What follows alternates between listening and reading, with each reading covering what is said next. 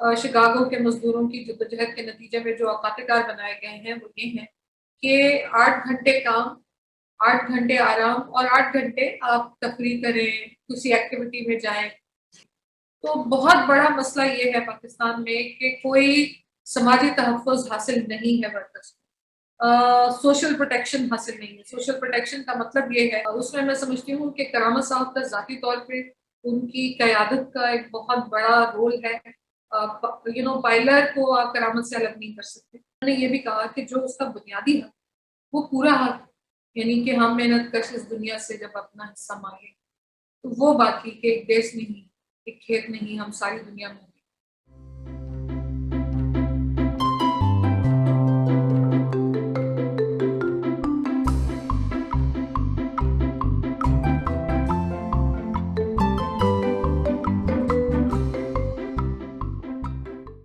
السلام علیکم ناظرین، پروگرام بات سے بات میں بلال نقیب کی جانب سے آپ سب کو خوش آمدید۔ آج یوم مئی ہے اور اس حوالے سے پاکستان میں مزدوروں کی حالت زار اور ان کے حقوق کے حوالے سے کی جانے والی کاوشوں کا جائزہ لینے کے لیے ہمارے ساتھ آج مہمان ہیں محترمہ فرحت پروین صاحبہ۔ آپ National Organisation for Working Communities کی ڈائریکٹر ہیں۔ یہ تنظیم پالیسی سازی کی ہر سطح پر نہ صرف مزدوروں کے حقوق کو اجاگر کرتی ہے بلکہ ان کے مطالبات کو آگے بڑھانے اور اس پر مثبت حکومتی رد عمل تک اپنے پیروکاری کے عمل کو جاری رکھتی ہے۔ السلام علیکم فرحت، کیا حال ہے آپ کے؟ بالکل ٹھیک، آپ خیریت سے؟ بالکل ٹھیک ٹھاک۔ بتائیے پہلے کہ کراچی میں کرونا کی کیفیت میں ہمارے ارد گرد سب دوست سب احباب ٹھیک ہیں؟ عمومی صورتحال کیا ہے؟ عمومی صورتحال تو یہ ہے کہ کافی دوست، کافی فیملی ممبرز جو ہیں وہ افیکٹ ہوئے ہیں اس ساری صورتحال سے، لیکن یہ کہ جو ڈیتھ ٹول ہے اس میں اللہ کا شکر ہے کوئی اتنا، یعنی جتنا آپ کو ملک میں نظر آ رہا ہے ویسا تو نہیں، لیکن نقصانات ہوئے ہیں۔ ہمارے HRCP کے ایک پرانے ساتھی جو ہیں ان کی ڈیتھ ہو گئی، ہماری فیملی میں ایک ڈیتھ ہو گئی اس سے۔ تو بالکل یہ تو ہے، یہ پرابلمس تو ظاہر ہے کرونا کی وجہ سے ہیں، لیکن اب ویکسینیشن کا عمل شروع ہو چکا ہے اور کافی بڑی تعداد میں وہ لوگ جن کی عمر 50 سال سے زیادہ ہے، سندھ حکومت نے ان کا ویکسینیشن کا عمل جو ہے وہ کافی حد تک مکمل کر لیا ہے، اور اب 40 سال اور اس سے اوپر کے جو 40 سال کے جو افراد ہیں ان کی رجسٹریشن شروع ہو گئی ہے۔ اچھا، آپ ایک طویل جدوجہد کر رہی ہیں مزدوروں کے اور ورکرز کے حقوق کو محفوظ کرنے کے لیے، اور اس حوالے سے بہت سارے پروگرام آپ ان کو ترتیب دے چکی ہیں اور ان کو آپ نے نہ صرف سندھ میں بلکہ پورے پاکستان میں ان کا اطلاق کیا ہے۔ آپ پہلے ہمارے ناظرین کو یہ بتائیے کہ مزدوروں کے پاکستان میں کون سے بنیادی مسائل ہیں جو بہت ہی سنگین نوعیت کے ہیں اور جن کو فوری طور پہ حل کرنا بہت ضروری ہے؟ دیکھیں، جو باتیں میں بتاؤں گی یہ سب کے مزدوروں کے بنیادی مسائل کیا ہیں، ہو سکتا ہے کوئی یہ کہے کہ یہ سیاسی مسائل ہیں، ان کا مزدوروں سے کوئی تعلق نہیں ہے۔ ہمارے یہاں ہر چیز کو سیاسی مسئلہ کہہ کے بند کر دیا تھا، لیکن بہت ضرورت ہے اس بات کی کہ پاکستان کی جو بجٹ کی پرائرٹیز ہیں، کیونکہ ہر چیز آپ کی معیشت سے جڑی ہوئی ہے،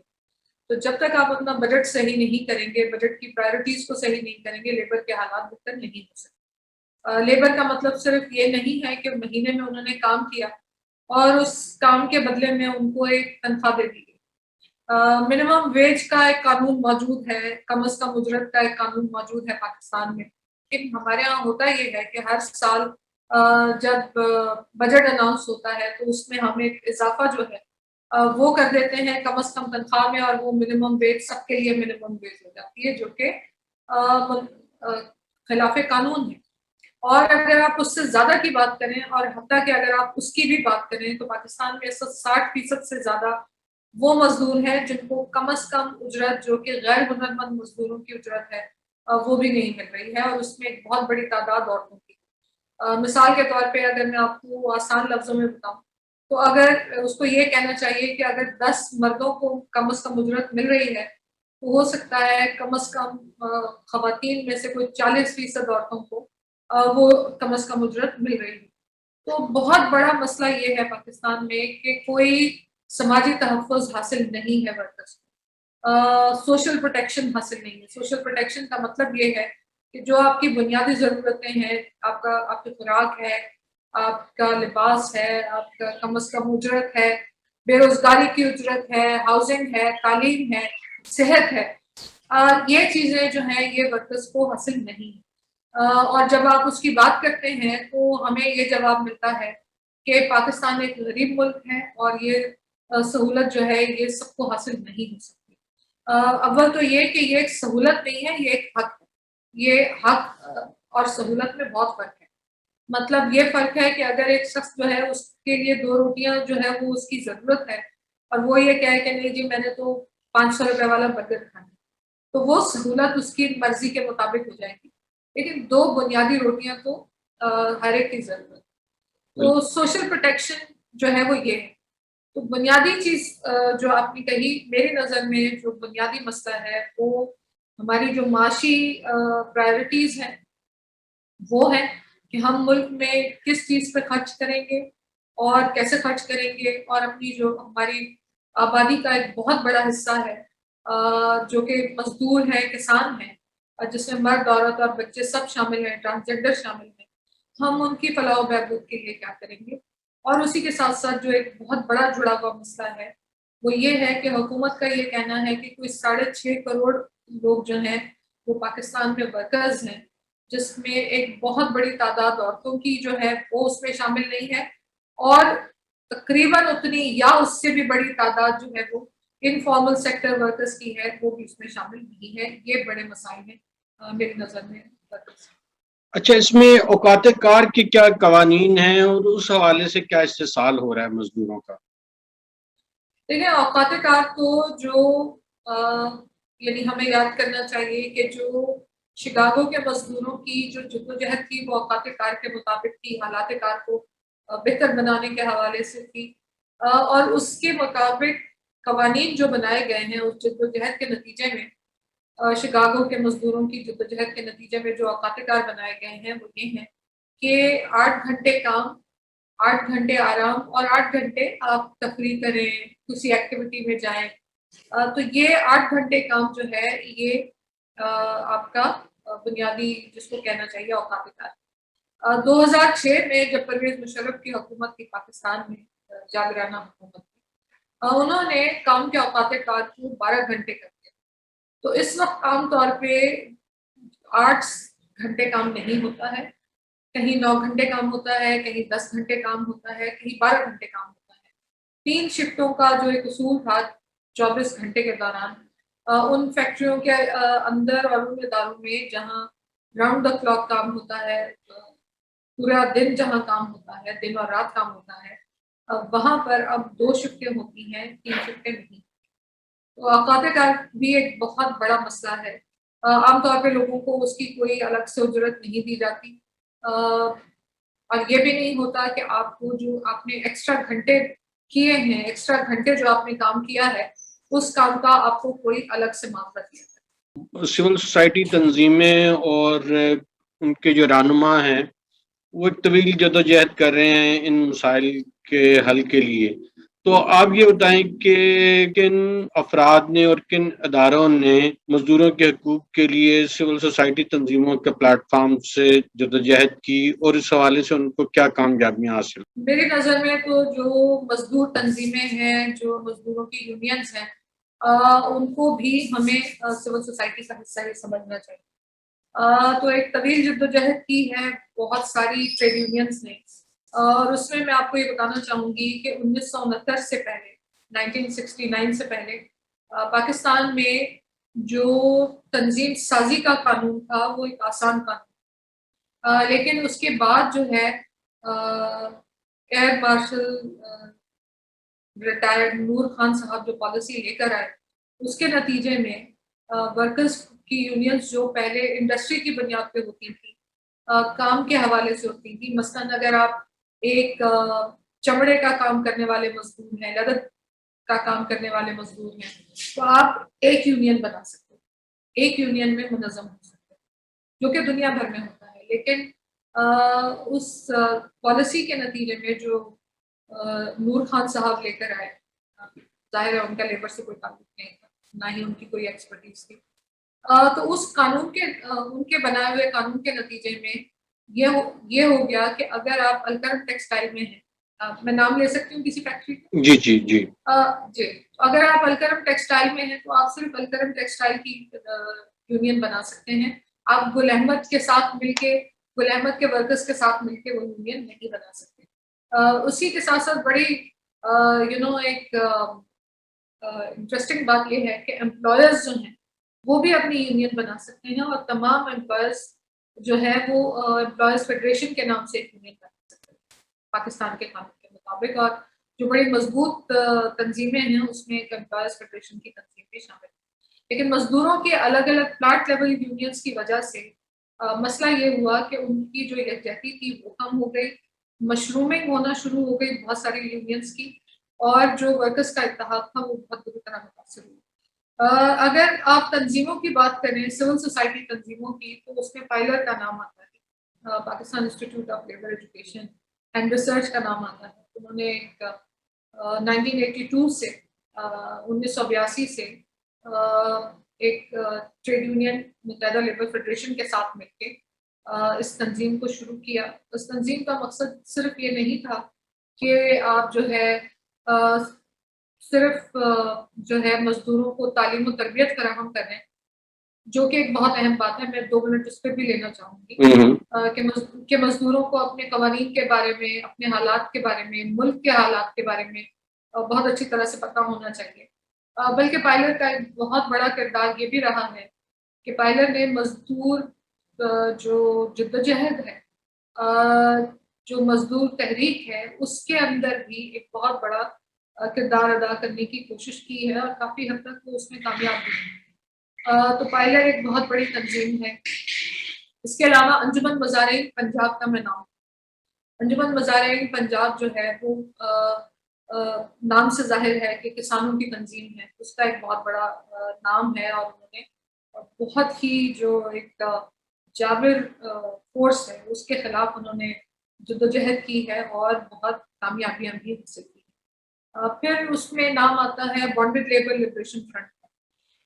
بانڈڈ لیبر لبریشن فرنٹ ایک بہت بڑی اور ایک بہت پرانی تنظیم ہے۔ بہت سے لوگوں کا خیال ہے کہ شاید وہ تنظیم اب ختم ہو گئی ہے، نہیں ہے، لیکن وہ تنظیم آج بھی موجود ہے، اور جو جبری مشقت کرنے والے مزدور ہیں ان کے لیے ان کا ایک بہت بڑا کام ہے۔ اس کے علاوہ جو ہے وہ اگر دیکھا جائے تو ساؤتھ ایشیا پارٹنرشپ نے بھی کام کیا ہے مزدوروں کے حوالے سے۔ سیپ جس کو ہم کہتے ہیں، ان کا ایک بہت بڑا کام رہا ہے،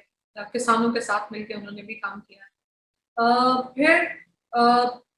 کوریت ہاری سنگت ہے یہاں سندھ میں، ان کا بھی کام ہے۔ ہماری تنظیم National Organisation for Working Communities, now communities جس کو کہتے ہیں، ہمارا بھی چھوٹا موٹا کام ہے۔ اسی طریقے سے اور بہت سارے لوگ ہیں جنہوں نے کام کیا ہے، لیکن ہاں پاکستان فشر فوک فورم کا ایک بہت بڑا کام رہا ہے، جو کہ انہوں نے جو ماہی گیر ہیں ان کے حوالے سے ایک بڑا کام ان کا بھی ہے۔ لیکن اگر آپ دیکھیں تو ان ساری تنظیموں کو 1982 کے بعد سے پائلر ایک ایسی تنظیم ہے جنہوں نے نہ صرف یہ کہ جو شہری اربن مزدور ہیں ان کے ساتھ کام کیا، بلکہ جو آپ کو ہاری مزدور کسان نظر آتے ہیں، ان ماہی گیر نظر آتے ہیں، بلو کالر اور وائٹ کالر مزدور نظر آتے ہیں، اور جو مزدور تنظیمیں ہیں اس میں سمجھتی ہوں کہ کرامت صاحب کا ذاتی طور پہ ان کی قیادت کا ایک بہت بڑا رول ہے۔ پائلر کو آپ کرامت سے الگ نہیں کر سکتے، تو کرامت صاحب کی وجہ سے آپ کو پاکستان میں اس وقت مزدوروں کے جو بھی انیشیٹو نظر آتے ہیں، چاہے وہ فارمل سیکٹر ٹریڈ یونینز ہوں یا مزدور تنظیموں کے حوالے سے کام کرنے والی این جی اوز ہوں، ان کا ایک بڑا کام ہے۔ اور آخر میں ذکر کرنا چاہوں گی لیڈی ہیلتھ ورکرز کا، جن کا نام آپ میرا خیال ہے آپ ہر کوئی جانتا ہے پاکستان میں۔ وہ خواتین جو یو سی لیول پہ کام کرتی ہیں، حکومت کا انیشیٹو ہے، پہلے ہی فیڈرل گورنمنٹ کا انیشیٹو نیشنل ہیلتھ پروگرام کے نام سے، ان کا ایک بہت کوئی 1 لاکھ سے زیادہ وہ خواتین ہیں، تو ان کا ایک بہت بڑا کام ہے ماڈرن ڈے جو پاکستان کی ٹریڈ یونین ہے اس کے اندر۔ مزدوروں کے حقوق کے لیے پاکستان میں سیاسی طریقوں کے حوالے سے آپ ذوالفقار علی بھٹو شہید اور محترمہ بے نظیر بھٹو شہید صاحبہ کی خدمات کو کیسے دیکھتی ہیں؟ دیکھیں، اگر آپ بات کریں پیپلز پارٹی کی تو بھٹو صاحب کی یقیناً دیکھیں ہم سب لوگ انسان ہیں اور ہمارے اچھے برے ساری چیزیں ہمارے ہی اندر موجود ہیں، لیکن اگر آپ پاکستان میں لیبر کے حوالے سے بات کریں اور حکومت کے حوالے سے بات کریں تو شاید جو بھٹو صاحب کی حکومت تھی اس سے زیادہ ریولوشنری کام کسی نے نہیں، چاہے وہ نیشنلائزیشن ہو، ایک بہت بڑی تعداد انڈسٹریز کی ایسی تھی اور سروسز سیکٹر کی ایسی تھی جس کو انہوں نے نیشنلائز کیا۔ نیشنلائزیشن میں عام لوگوں کو بڑا فائدہ، ہم لوگ بچے تھے اس زمانے میں، اسکول جانے والے، پرائمری اسکول جانے والے بچوں میں شامل، لیکن میں آپ کو یہ بتا سکتی ہوں کہ بہت سارے lower middle class working class کے بچے جو ہیں وہ تعلیم حاصل نہیں کر سکتے تھے اگر بھٹو صاحب کی یہ پالیسی نہ ہو۔ تو تعلیم کو جو نیشنلائز انہوں نے کیا اس کا ایک بہت ہی پازیٹیو امپیکٹ پاکستان کے جو تعلیم کے اشاریے ہیں اس کے اوپر بہت پازیٹیو امپیکٹ، تو اس میں ناکامی جیسے کہ پاکستان میں باقی چیزوں میں پاکستان کی بیوروکریسی کا ایک بہت بڑا ہاتھ ہے کہ وہ نہ خود کوئی کام کرتے ہیں اور نہ کرنے دیتے ہیں، تو وہ اس کا ذمہ دار بھٹو صاحب کو نہیں ٹھہرایا جا سکتا۔ دوسرا جو انہوں نے ورکرز کے حوالے سے کام کیا ہے کہ اگر آپ اس کو دیکھیں، یہ جو میں آپ کو تعلیم کی بات کہہ رہی ہوں یا صحت کی بات جو میں آپ سے کر رہی ہوں، اس کا فائدہ بھی پاکستان کے عام عوام کو بہت زیادہ ہوا اور ورکنگ کلاس جو ہے اس کو بہت زیادہ ہوا۔ اسی طرح سے اگر آپ دیکھیں تو ان کے جو اسپیسیفک انیشیٹوز تھے لیبر کے لیے، اس میں EOBI ایک بڑا انیشیٹو ہے، employees old age benefits institution, جو کہ سوشل پروٹیکشن کا ایک بہت بڑا حصہ ہے، تو وہ انہوں نے شروع کیا۔ اس کے علاوہ اگر آپ دیکھیں تو مزدوروں کے لیے گھر بنانا، ان کے لیے رعایتی داموں پہ ان کو زمین فراہم کرنا، ان کے لیے رہائشی اسکیمز بنانا، یہ سارا کام جو ہے یہ بھٹو صاحب کے زمانے میں شروع ہوا اور اس کے بہت ہی دور رس اور بہت ہی اچھے اثرات ورکنگ کلاس کے اوپر پڑے۔ بے نظیر بھٹو کی اگر آپ بات کریں تو حالانکہ ان کو بہت موقع نہیں ملا کام کرنے کا، ویسے تو بھٹو صاحب کو بھی نہیں ملا، اور آبویسلی ان کی حکومت کے جو مسائل تھے اس میں کچھ کہ وہ خود بھی ذمہ دار تھے، لیکن اگر ابھی ہم صرف لیبر ہی کی بات کریں تو لیبر کو سامنے لانے میں ان کی معاشرے میں ایک جو ان کا شیئر ہے ورکنگ کلاس کا، تو حکومتی سطح پہ شاید کسی اور نے وہ کام نہیں کیا، جو کہ بھٹو صاحب کی جو لیبر پالیسی تھی وہ شاید ان لیبر پالیسیز میں ہے جو کہ جس نے پاکستان میں مزدوروں کے لیے بہت اہم کام کیا۔ بے نظیر بھٹو کی اگر آپ بات کریں تو انہوں نے مزدوروں کے لیے بھی کیا، جیسے کہ انہوں نے ڈی نیشنلائزیشن کی پالیسی کو روکا، جس کی وجہ سے ان کی حکومت بھی دی اور ان کو بہت سارے ناجائز پروپیگنڈے کا سامنا بھی کرنا پڑا، لیکن پاکستان میں آپ کو معلوم ہے کہ حکومت میں آنا جو ہے وہ اسٹیبلشمنٹ کی مرضی سے ہوتا ہے، لیکن ایک عوامی لیڈر جو ہے جیسے کہ بے نظیر بھٹو تھی، وہ عوامی مسائل سے نظریں نہیں چڑھا سکتی، تو ہر بار ان کے ساتھ یہی ہوا اور آخر کار ان کو اپنی جان سے بھی جانا پڑا۔ تو بے نظیر بھٹو نے ورکرز کے لیے بھی بہت کچھ کیا، لیکن انہوں نے خواتین کے حوالے سے بہت اہم کام کیے،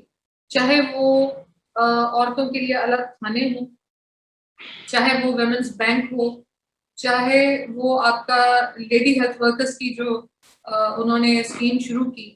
کہ فٹ سولجرز جس طرح سے ہوتے ہیں اسی طرح سے، کیونکہ پاکستان میں عورتیں، عام عورت جو ہے وہ جا کے ہاسپٹلس میں اپنا علاج نہیں کروا سکتی، گھر سے ہی باہر نہیں نکل سکتی، تو انہوں نے یہ ایک بہت ہی انقلابی سوچ کے تحت انہوں نے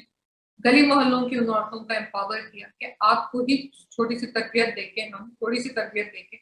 آپ کو صحت کے مسائل کے حوالے سے آپ لیڈی ہیلتھ ورکر بن سکتے ہیں، اور اپنے ہی علاقے کی عورتوں کی جو صحت کے مسائل ہیں، خاندان کے صحت کے جو مسائل ہیں، تو نیشنل ہیلتھ پروگرام کے حوالے سے انہوں نے ایک بڑی فورس عورتوں کی تیار کی، جو کہ آج آپ دیکھ رہے ہیں کہ اس کا ثمر آپ کو نظر آتا ہے۔ بے نظیر بھٹو کی حوالے سے ہی اگر ہم بات کریں تو ایک اور پروگرام ہے جس کے حوالے سے بہت بات کی جا سکتی ہے، لیکن اگر خواتین کی اور ورکنگ کلاس خواتین کی امپاورمنٹ کی آپ بات کریں تو BISP جو بے نظیر انکم سپورٹ پروگرام، جس کو ہر حکومت ایک نئے نام سے لے کے آنا چاہتی ہے، لیکن لوگوں کو پتہ ہے کہ وہ اسکیم کس نے شروع کی ہے. تو بے نظیر انکم سپورٹ پروگرام جو ہے اس کے اوپر آپ بہت بات کر سکتے ہیں. ہمارے اور آپ جیسے لوگ ہر چیز سے اتفاق نہیں کریں گے، لیکن بہرحال اس میں عام جو دیہات کی خواتین ہیں، وہ عورت جس کے ہاتھ میں کبھی پیسہ نہیں آیا، اس کے ہاتھ میں پیسہ گیا، اور اس کی وجہ سے ہم نے بھی ایک چھوٹی سی ریسرچ کی تھی. کوئی 2-2.5 ہزار خواتین کی سندھ میں مائنورٹیز کے کو ہم نے دیکھا تھا، مائنورٹیز کی خواتین تھے. تو اس جو سوشل سیفٹی نیٹ کی جو اسکیم ہے، اس کے تحت خواتین کا اپنے خاندان میں ایک بڑا تبدیلی آئی ہے. تو یہ، اور آج جو بھی پہلے خواتین کے شناختی کارڈ نہیں بنتے، لیکن بے نظیر بھٹو کی اسکیم کے نتیجے میں اب خواتین کی ایک بہت بڑی تعداد جو ہے اس کے شناختی کارڈ صرف اس لیے بنوائے جاتے ہیں کہ خاتون کے نام پہ یہ اسکیم چل رہی ہے. تو اور بہت سے کام ہیں، جیسے انہوں نے سندھ میں بہاری خواتین کو زمین تقسیم کرنے کی اسکیم بنائی. حاملہ خواتین جو ہیں ان کے لیے انہوں نے یہ کہا کہ ان کو نیوٹریشن پوری ملنی چاہیے. بہت ساری اسکیم شروع کرنے کی بھی انہوں نے، اب وہ مزید بہت کچھ کرنا بھی چاہتی ہیں، مگر آپ کو معلوم ہے کہ بے نظیر بھٹو کے ساتھ ہمارے ملک میں کیا ہوا. لیکن بہرحال میں یہ سمجھتی ہوں کہ پیپلز پارٹی اپنی تمام تر برائیوں کے باوجود جو کہ آج ہمیں نظر آتی ہیں، ہم بھی پھر لیبر پالیسی 2018 میں آئی. اس کے تحت بہت ساری تبدیلیاں آئیں. جیسے کہ میں آپ کو یہ بتاؤں کہ اور وہ بھی پیپلز پارٹی کی حکومت ہے سندھ میں، اس لیے وہ لیبر پالیسی جو ہے وہ آ سکی، اور اس کے نتیجے میں اب تمام ورکرز جو یونین بنانا چاہتے ہیں وہ یونین بنا سکتے ہیں. ہاں، میں بھٹو صاحب کا ایک اور آپ کو بتانا بھول گئی کہ مہنگائی جب بھی مہنگائی ہوتی تھی تو کاسٹ آف لیونگ الاؤنس کے نام سے ایک قانون، اور وہ جو انڈیکسیشن ہوتی تھی آپ کی، وہ اس کے مطابق مثلاً اگر 5 روپے مہنگائی بڑھ گئی ہے مثال کے طور پہ، انفلیشن ریٹ کے حوالے سے تنخواہ میں بھی اضافہ ہوتا ہے.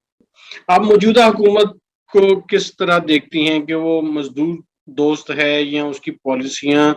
کسی اور سے جا رہی ہیں؟ یہ جو حکومت ہے، جو عمران خان اور جو بھی کوئی ان کے سلیکٹرز ان کو لے کر آئے ہیں، ان کے کو اگر آپ دیکھیں تو آپ کو بہت ساری ایسی چیزیں نظر آتی ہیں جو ڈائریکٹلی ورکرز کو افیکٹ کرتی ہیں. چاہے آپ PIA کی بات کریں، چاہے آپ پاکستان اسٹیل کی بات کریں، یہ تو سرکاری ادارے ہیں، اور بہت سارے سرکاری ادارے ہیں جن میں آتے ساتھ ہی یوٹیلیٹی اسٹورز کے حوالے سے کیا کیا گیا. یوٹیلیٹی اسٹورز جو ہیں وہ عام جو کم آمدنی والے لوگ ہیں ان کے لیے وہ یوٹیلیٹی اسٹورز بنائے گئے، تو ان کے ساتھ جو ہے ان کو بند کرنے کی کوشش کی گئی. PIA کا کیا حشر کیا گیا ہے ایک جھوٹے بیان کے نتیجے میں. PIA دنیا کی بہترین ایئر لائنس میں سے ایک رہی ہے، اور میں یہ سمجھتی ہوں کہ ہمارے پائلٹس اب بھی دنیا کے بہت سارے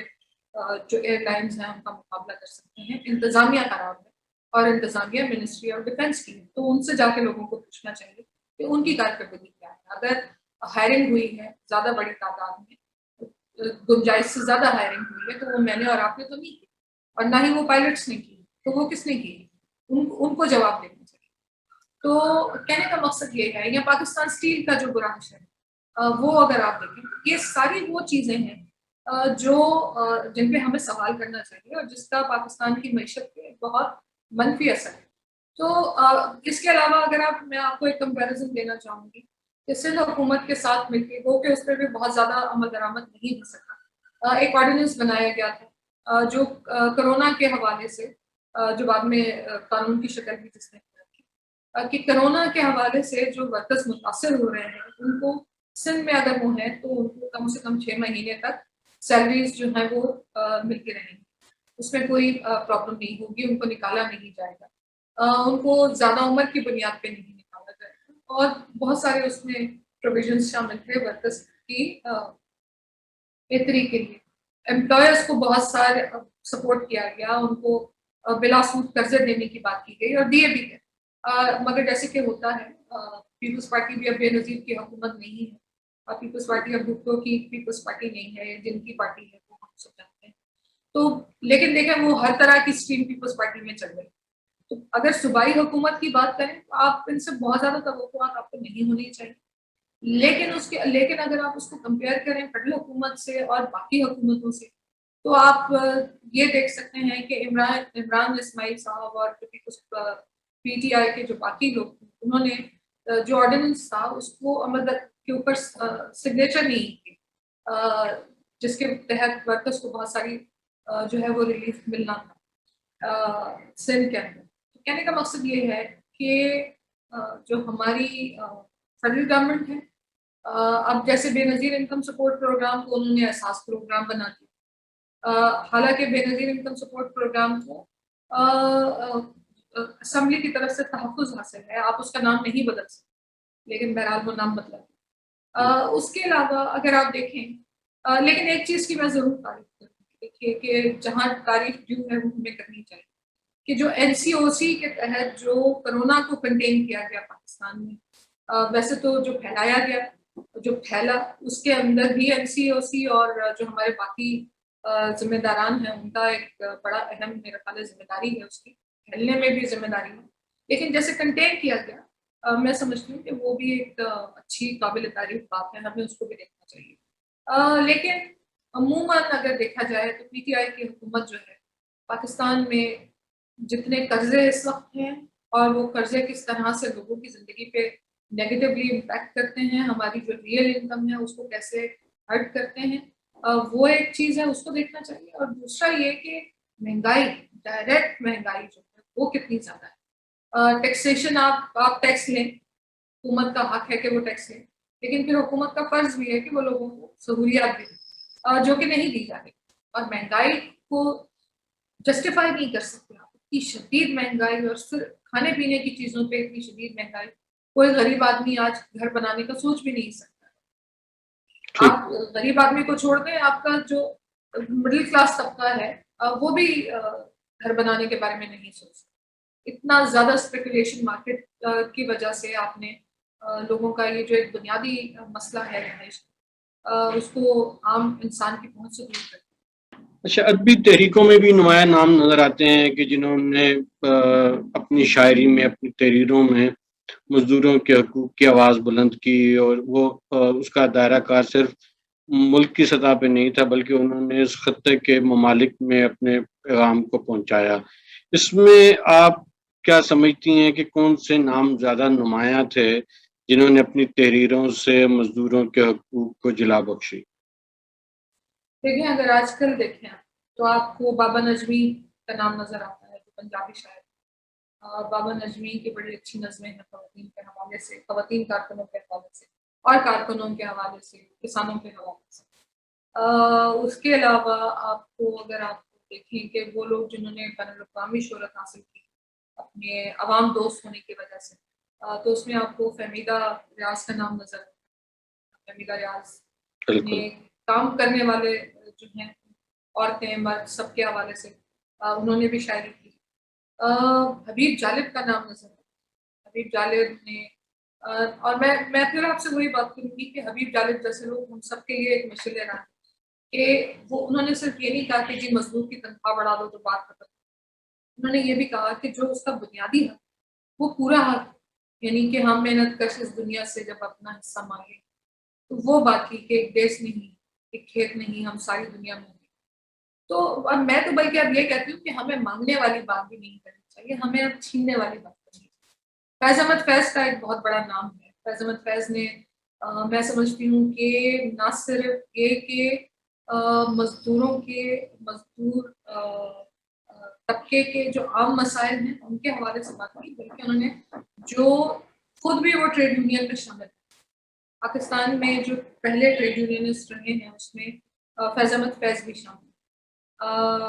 تو انہوں نے یہ نہیں کیا کہ میں خود تو ایک ایلیٹ طبقے سے تعلق رکھتا ہوں یا میں ایک مڈل کلاس طبقے سے تعلق رکھتا ہوں تو میں اپنے آپ کو ڈی کلاس لاؤں. انہوں نے لٹرلی اپنے آپ کو ڈی کلاس کر کے بھی. طاہرہ مظہر علی خان کا ایک بڑا نام ہے, مطلب وہ شاعرہ نہیں تھی لیکن میں پھر بھی ان کا نام لکھوں کہ طاہرہ مظہر علی خان کا ایک بہت بڑا نام ہے جنہوں نے ریلوے مزدوروں کے ساتھ مل کے کام کیا. باجی نسیم شمیم ملک کا نام ہے, انہوں نے بہت زیادہ نام کیا. لیکن اگر آپ اس کو احسان دانش ہیں، بہت سارے نام ہیں، فاضل جمیلی ہے، توقیر چغتائی ہے، فاطمہ حسن ہے، ہر وہ شاعر جو ایک اچھا شاعر ہے، چاہے وہ فراز ہو یا جو بھی اچھے شعراء ہیں، انہوں نے لیبر کے حوالے سے، مزدور تحریک کے حوالے سے بھی لکھا، لیکن اس میں obviously جو بہت میں سمجھتی ہوں نمایاں نام ہے وہ حبیب جالب کا نام ہے۔ بارڈر کے اس طرف اگر آپ دیکھیں تو ساحر لدھیانوی کا نام ہے۔ ساحر لدھیانوی تو شاعر تھے، لیکن میں جیسے کہ افسانہ نگاروں کو اگر آپ دیکھیں اس میں کرشن چندر کا نام ہے، انہوں نے مزدوروں کے حوالے سے بھی لکھا۔ سعادت حسن منٹو کا نام ہے، انہوں نے بھی مزدور طبقے کے حوالے سے بھی۔ تو ہر وہ شخص جس کے سینے میں دل ہے اور جو کامن سینس رکھتا ہے، ایک عام شعور رکھتا ہے، جو وہ ضرور ان ساری تکلیفات کو محسوس کرتا ہے جو ایک عام طبقے کے لوگوں کو ہوتی ہیں، جس میں مزدوروں کا ایک بہت بڑا حصہ ہے۔ جو سوالات تھے موضوع کے اعتبار سے وہ تو ہو گئے، دو سوال میں اپنے مہمانوں سے پوچھتا ہوں، وہ آپ سے بھی پوچھوں گا۔ پہلے تو آپ یہ بتائیں کہ آج کل کون سی کتاب زیر مطالعہ ہے، اور دوسری یہ کہ ہمارے ناظرین کو آپ کون سی کتاب تجویز کریں گی کہ وہ اس کا مطالعہ ضرور کریں؟ میں تو ظاہر ہے کہ میں لیبر کے حوالے سے کام کرتی ہوں، تو میں آج کل جو ILO کے جو لیبر کی جو سوشل پروٹیکشن کے حوالے سے جو ڈیفینیشنز ہیں میں وہ دیکھ رہی ہوں آج کل۔ تو زیادہ تر میرا لاء میں کافی انٹرسٹ ہے، میں لاز کافی پڑھتی ہوں۔ آج کل ڈومیسٹک ورکرز کے حوالے سے قانون آنے والا ہے، میں اس کو بھی دیکھتی ہوں اور اس میں کیا مزید کچھ ہو سکتا ہے۔ آپ نے ٹریول بھی کافی کیا ہے پاکستان میں اور پاکستان سے باہر، تو آپ کو کون سی جگہ بہت پسند آئی اور جہاں پہ آپ بار بار ٹریول کرنا چاہتی ہیں، اور اگر موقع ملے تو آپ سکونت بھی اختیار کریں گی؟ اچھا، یہ میں تعلیمی سلسلے میں بھی رہی باہر، اور میرے شوہر جو ہیں وہ میڈیا سے تعلق، تو دبئی بھی رہنا ہوا ہمارا۔ اور اکثر لوگ ہمیں کہتے تھے کہ آپ کو واپس نہیں آنا چاہیے۔ بالکل میں سمجھتی ہوں جو اپنے لیے یہ فیصلہ کرنا چاہے اس کو یہ فیصلہ کرنا چاہیے، لیکن میں پاکستان کے علاوہ کہیں رہ نہیں سکتی، میرے ساتھ بڑا مسئلہ ہے۔ جب یہاں نہیں بھی ہوتی ہوں تو بھی مجھے بہت تکلیف ہوتی ہے، جو کہ لیکن میں سمجھتی ہوں کہ اگر آپ کوئی جانا چاہے تو وہ ضرور جا سکتے ہیں۔ جیسے ماشاء اللہ میری بچیاں ہیں، اگر وہ پاکستان میں نہ رہنا چاہیں تو رہ سکتے ہیں، لیکن پاکستان کے علاوہ جو ملک مجھے بہت پسند آیا، کام کے حوالے سے ہی بہت زیادہ جانا ہوا، تو مجھے لگتا ہے اسپین ایک بڑی خوبصورت جگہ، بہت خوبصورت جگہ۔ کینیڈا بہت خوبصورت ہے رہنے کے حوالے سے، اگر آپ سمجھتے ہیں کہ جہاں کوئی سماجی تحفظ ہے، سماجی شعور جہاں زیادہ ہے لوگوں میں، میری نظر میں کینیڈا ایک ایسی جگہ ہو سکتی ہے جو کہ نہ صرف یہ کہ بہت خوبصورت بھی ہے، لیکن ادروائز بھی سوشل پروٹیکشن کے حوالے سے بھی بہت اچھی ہے، تو وہ ہو سکتا ہے۔ لیکن اگر آپ سکونت کی بات کریں تو ساری زندگی یہی گزاری ہے اور مرنا بھی نہیں چاہیے۔ فرد، میں اپنے ناظرین کی جانب سے آپ کا بہت شکریہ ادا کرتا ہوں۔ آپ کا بہت شکریہ کہ آپ نے موقع دیا، بہت عرصے کے بعد آپ سے بات کریں۔